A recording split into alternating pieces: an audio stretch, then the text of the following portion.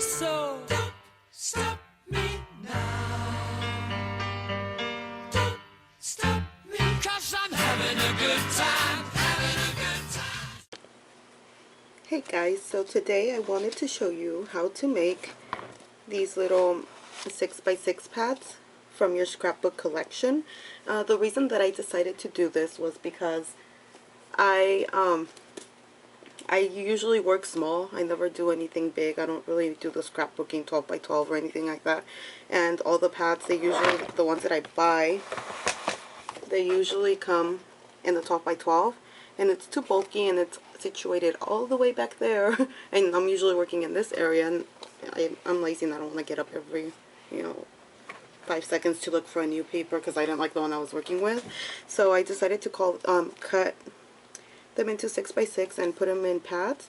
Now you don't have to do the whole collection.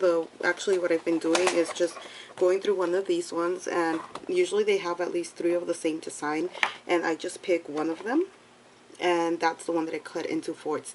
And so I get 4 of that one paper, but I only used one from the actual collection, so I don't use the whole thing. I still keep the other ones in case I want to do something bigger, or sometimes you get a better effect from like the center of the page than the 4 corners. So you're gonna need a 12 by 12, a paper cutter, trimmer type deal. Don't use scissors, it'll take you forever and it won't look neat. So you'll need something like this, something that does the same job at least. You'll also need one of these little file folders, and you can use this, you don't need it, but if you have an ATG gun it'll work, or just glue. And then the main thing that you're gonna need is rubber cement. This is Elmer's and it's called non-wrinkle rubber cement, and I believe I bought this either Michael's or Walmart, so that's where I bought this one.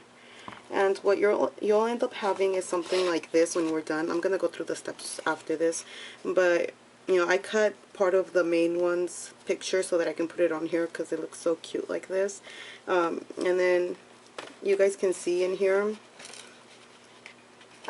I have the same, all the little papers. And one of the main things that I suggest is, if you're going to be doing this, go through the papers and keep them in that order, in that same order, for when you do this one. That way they look coordinating and you don't have to worry about them not looking right when you're flipping through them. I don't know, I just thought that was, it looked better that way. So anyway, so back to this. You get, of the same paper, you get 4 of them, and you're only using one sheet. And the great thing is you can make as many as you want, and they're really easy to store. So if you have a box, like maybe one of these boxes, you can just put them in there and you don't have to worry about having something big and bulky. So I really, really love this. I'm also thinking that maybe I'm gonna do a little swap through YouTube of swapping these 6x6 pads that you make on your own, and then that way you can expand your collection without wasting more money. Because by the time you use your whole big 12 by 12, unless you're using a lot of big projects, you're not going to get through them really quickly. So this is actually really cool. So anyway, if you guys are interested, please comment so that I know if I'm even going to have anybody to swap with. And we'll get going with the actual tutorial. So remember, you're going to need your paper pad, your folder, a trimmer, and the Elmer's rubber cement.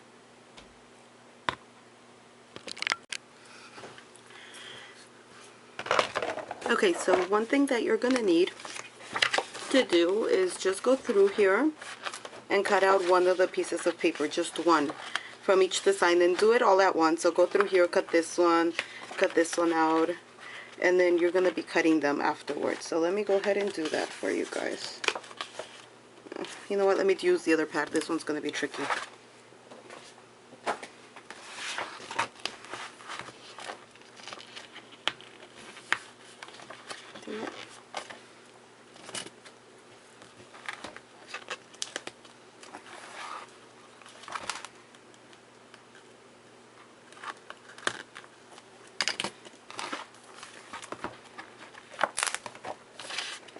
Oh, great, another tricky one.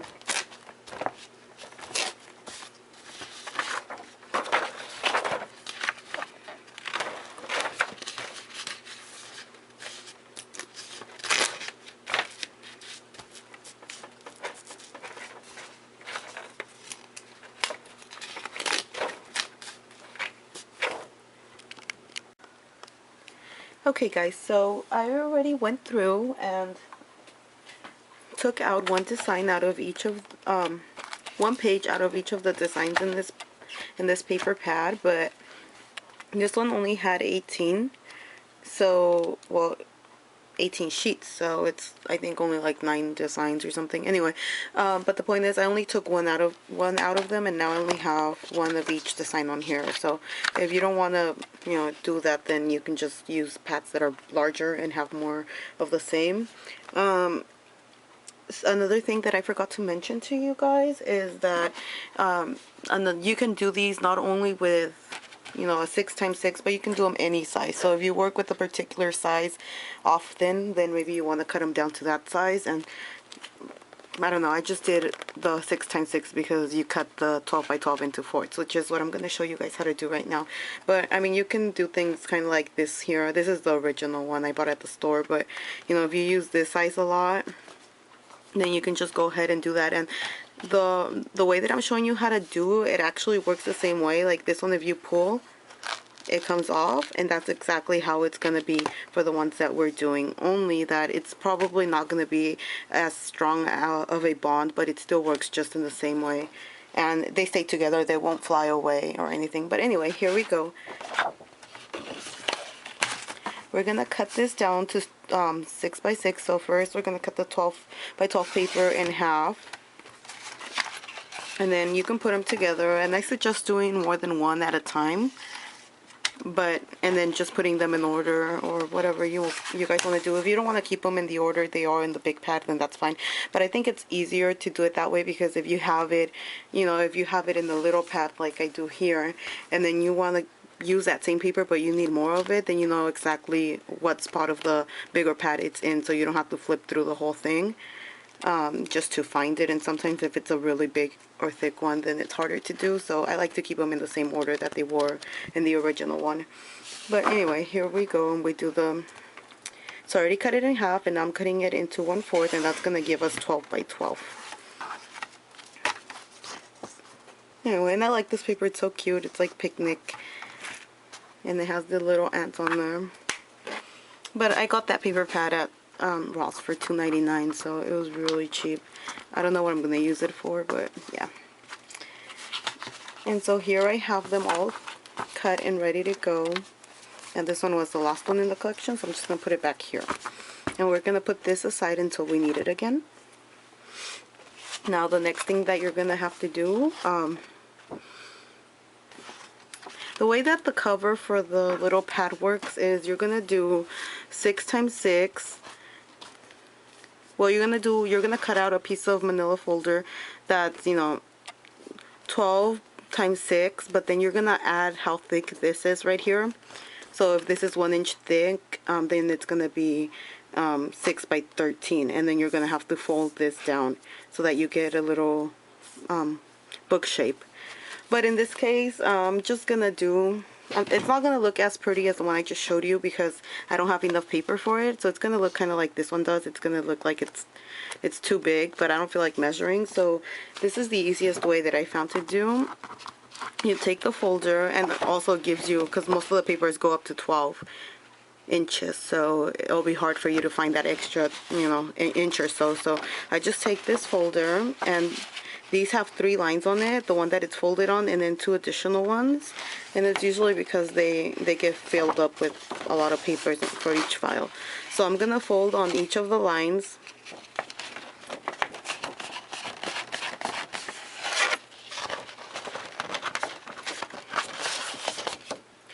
And so you get that, and then you're not going to count this little bit here.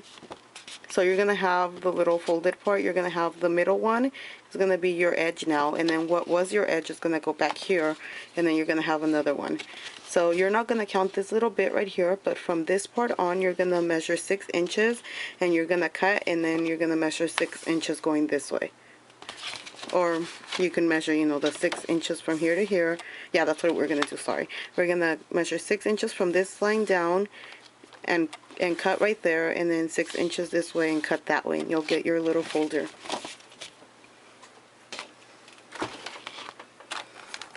So here we go again.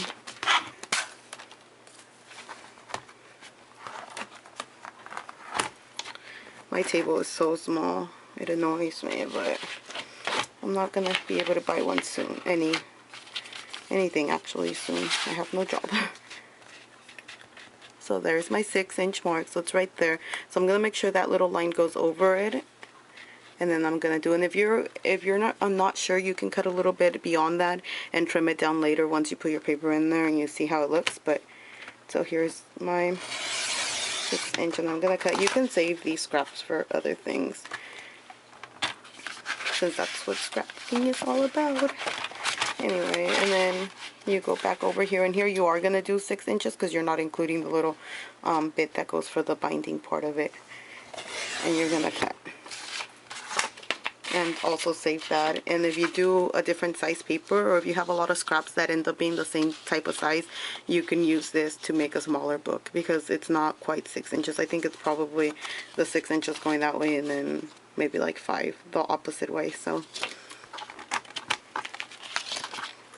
there it is. And actually, since we're doing this, I'm gonna take, I don't know if you guys want to do this, but my papers lie flat in a little, like,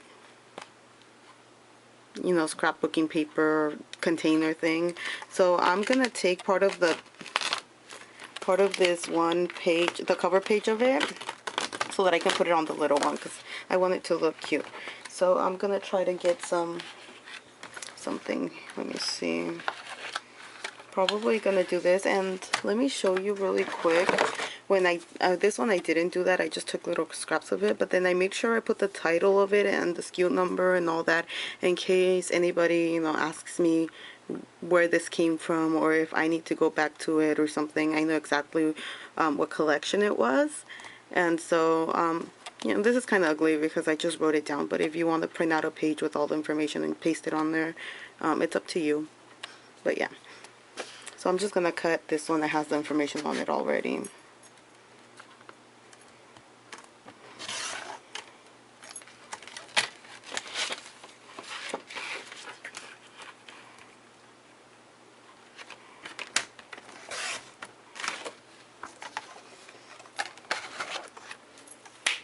And that one had a window in the front, so it's not gonna, it looks a little wacky, but it won't look that bad once you put it on here. And so this is where the ATG gun comes in, but if you can adhere it with anything that you like. I'm just using this. So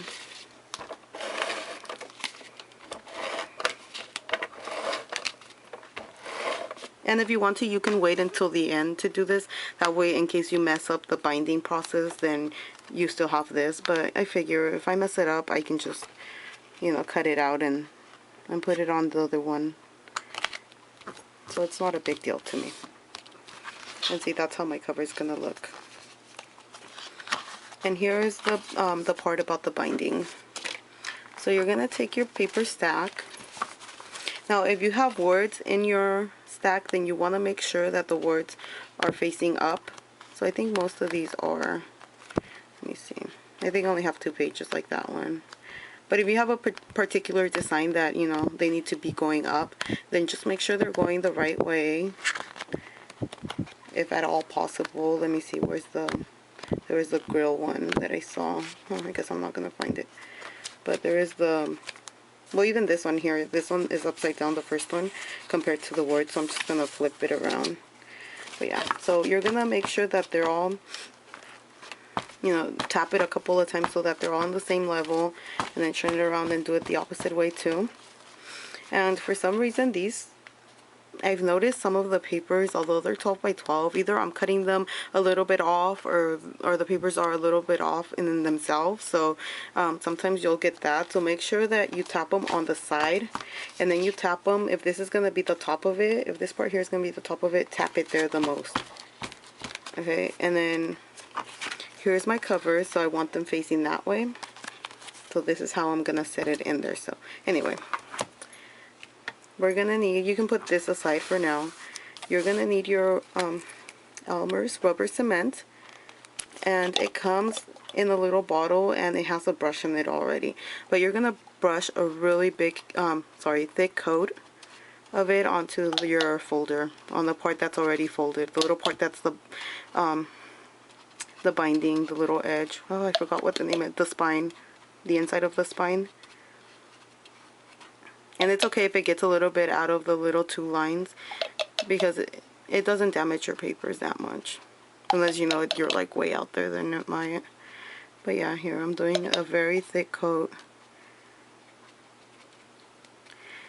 And my sister, she does a little bit of scrapbooking too, so she has a couple of pads. And then my other sister does like photography, and so sometimes she has the paper so that she can do little setups so they can see the pictures and how cute they look.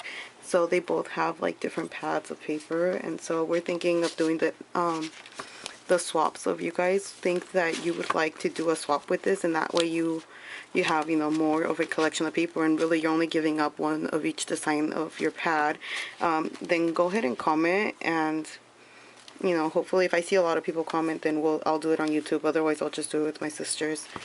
But anyway, I'm tapping so that it doesn't come out all wacky. And then you're gonna hold this down with your hands, and you see this part here, you're also gonna put the rubber cement on there, because you want it to have a stronger bond. And it says in the back, if you want a stronger bond, put it on both sides. So that's what I did on the one that I showed you guys first, and it worked better. So anyway, just put a coat of it right on the edge that's gonna be right, that's gonna meet with that part.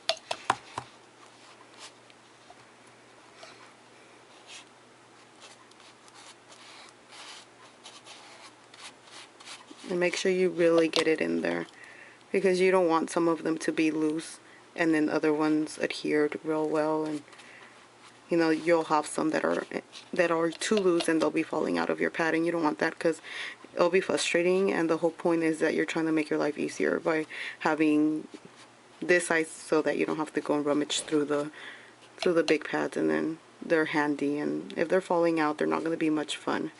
But anyway, there I go with this. And what we're going to do is we're going to set them right where the spine is on this thing.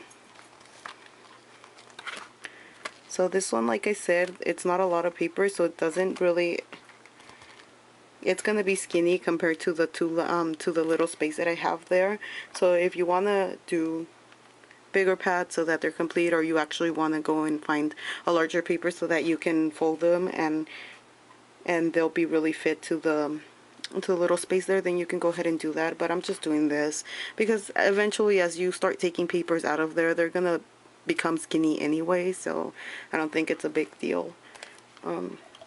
You're gonna hold it like this just a couple of minutes, but really you can close it now. And then go and put it, like if you have a bookshelf or something, or you can create something similar to a bookshelf, go and put it like you would between a couple of books, but make sure that the rubber cement doesn't get anywhere. But you know, if you have a couple of books, go put them in there and then squish it in between and leave it to dry at least, you know, 2 hours or so, and then you can come back to it. So I'm gonna put it in my bookshelf, and I'm gonna show you the one that's already complete and how it'll look. But anyway, I thought it's cute because if you put part of the original cover, it looks really cute. So let me put this away and I'll be right back.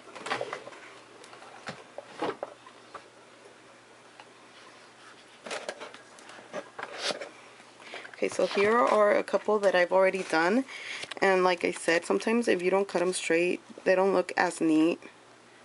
So you kind of have to be careful with that. And this was a recollections, and I think it's like an animal print. I haven't put the information on it yet. I think I should before I forget. And here is how it looks. And like you can tell, they're not falling out. They're all on there properly. And you pull them just the way you would the other ones. See? And it's not hard at all. So this one is that. This one here is die cuts with a view, and it's called Blossoms and Butterflies. Anyway, and I really like this one a lot. It's cute. I love this page right there. See? And this one is a little bit more flimsy. It wants to fall off again. So if you have one that's just too much, you can go ahead and take it off of the cover part.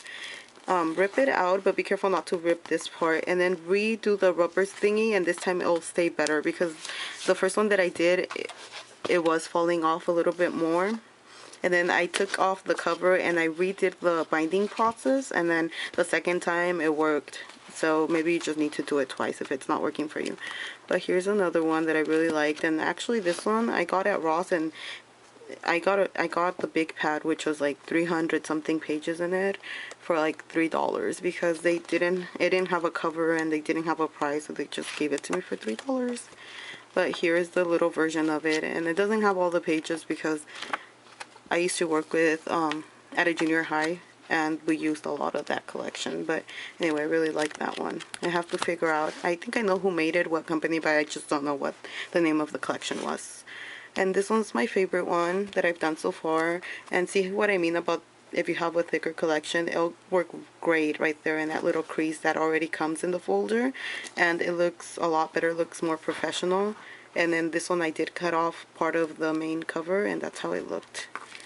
And that's the way that it doesn't, I think I'm gonna pull one out so you guys can see that it works just the same. I don't know if you guys can see it, but and then the second one came off too, but it's not a big deal. And see, there you are. And you could probably do it faster, but my camera was in the way. So anyway, here's this one, and I really like it.